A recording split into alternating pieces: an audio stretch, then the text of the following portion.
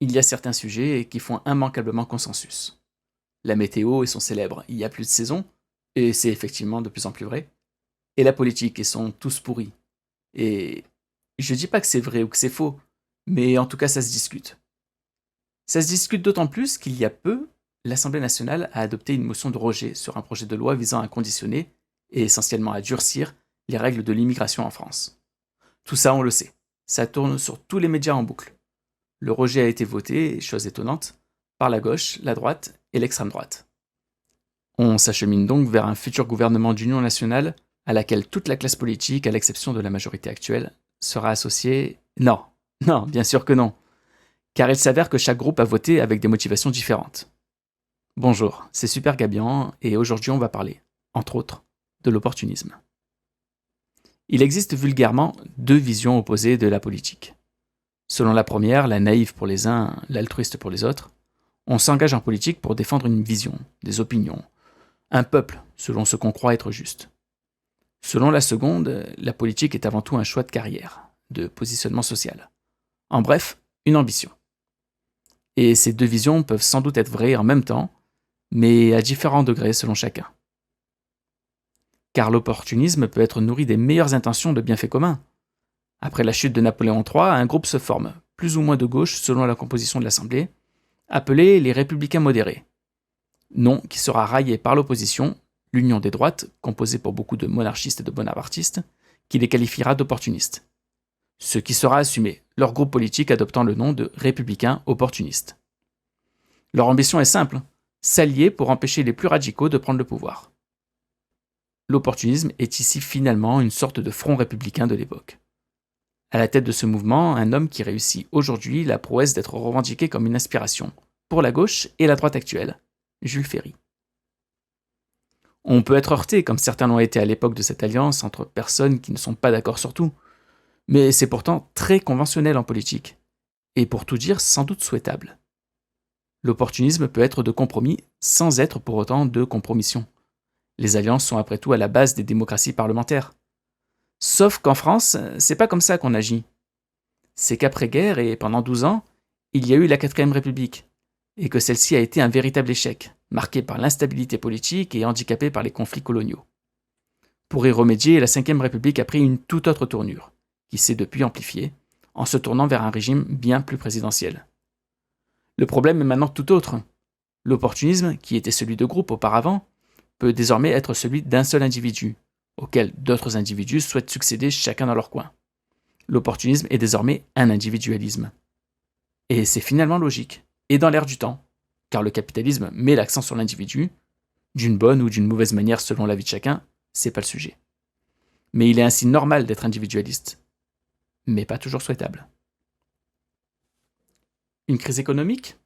Il y aura des individus pour en profiter, et d'autres encore pour les inciter à en profiter. Vous vous demandiez pourquoi en France nous n'avons pas décidé de taxer les superprofits des fournisseurs d'énergie ou des transporteurs de fret ? Parce que d'un point de vue mondialiste, la France, en tant qu'entité diplomatique, a besoin de superpuissance économique pour augmenter son influence, même si l'intérêt général aurait été pour une redistribution plus équitable. Et si l'opportunisme est à ce point valorisé dans une carrière, il est normal qu'on le retrouve jusqu'en politique. En 2017, la gauche organise une primaire pour désigner son candidat à la présidentielle. Au départ, 7 candidats qui se promettent de soutenir le vainqueur.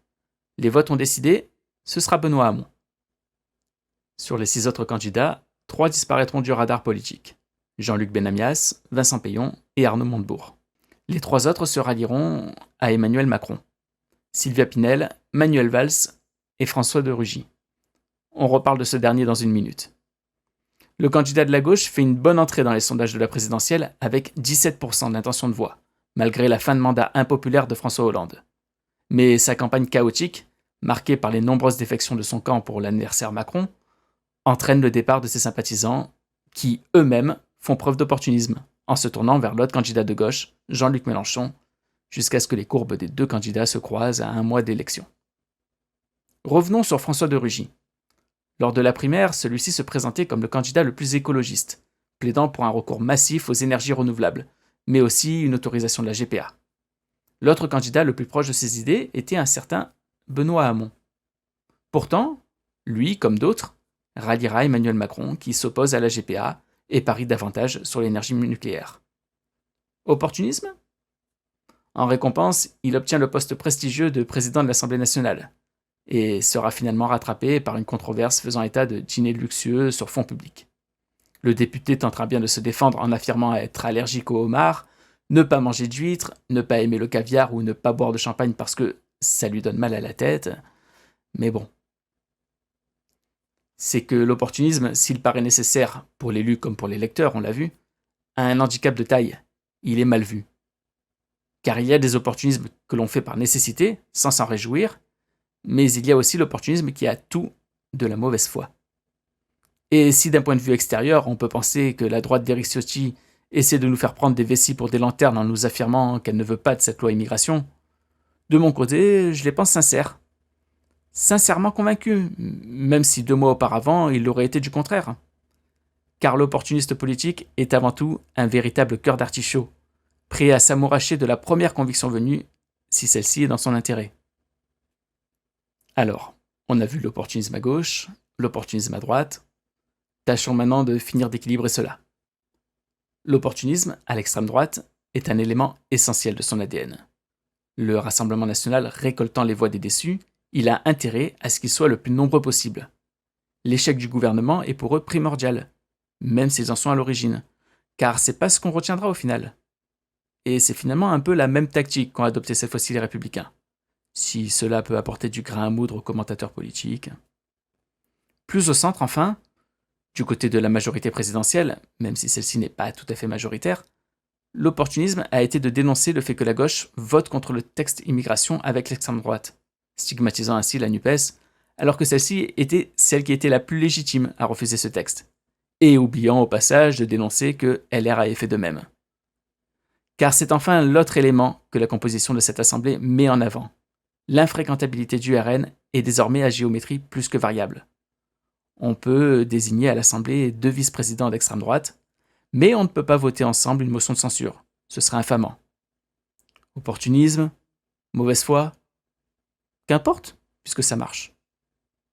Cet hiver, comme cet été encore à chaque repas de famille, on pourra affirmer qu'il n'y a plus de saison, et que les politiques sont tous pourris. Merci d'avoir suivi la petite digression, et à bientôt peut-être pour un nouvel épisode.